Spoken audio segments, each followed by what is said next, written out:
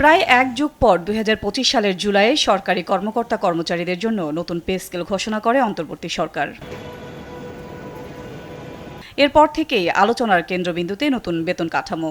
এ নিয়ে সরকারি চাকরিজীবীদের মধ্যে বাড়তি আগ্রহ থাকলেও এখনও তা বাস্তবায়নের চূড়ান্ত সিদ্ধান্ত আসেনি। যদিও দায়িত্ব নেয়ার পর থেকেই পে স্কেল বাস্তবায়নে ইতিবাচক বিএনপি সরকার। প্রস্তাবিত নবম পে স্কেল সম্পূর্ণ বাস্তবায়নে সরকারের অতিরিক্ত ব্যয় হবে ১ লাখ কোটি টাকার বেশি।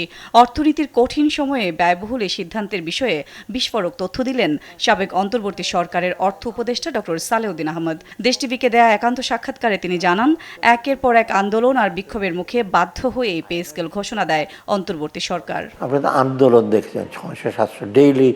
আমি তো একবার 8-9 ঘন্টা বসেছিলাম, আবার অন্য অতএব সবাই কিন্তু বিশেষ করে সরকারি কর্মচারীরা বেতন টেতন বাড়ে না। একজন সরকারি অফিসার যে পিয়ন 8,000 না 9,000, পার্শ্ববর্তী দেশে ইন্ডিয়াতে পায় 14,000 টাকা। অতএব ওদেরকে বাড়াবার জন্য যেটা হতো আমার কাছে আসতো অ্যাড হক, এই ঝুঁকি ভাতা দাও, তারপর ইন্টার্ন ডাক্তাররা বলে আমাদের এসে বাড়ালাম।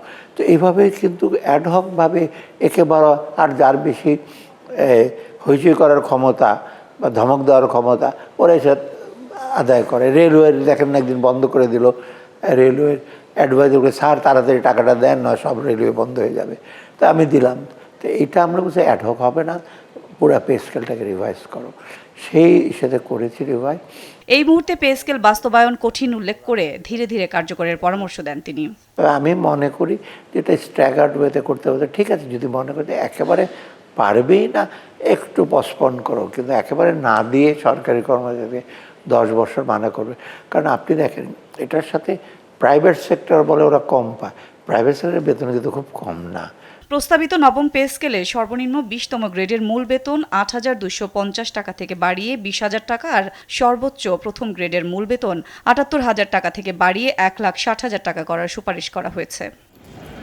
সাদিয়া লাবনী, দেশ টিভি, ঢাকা।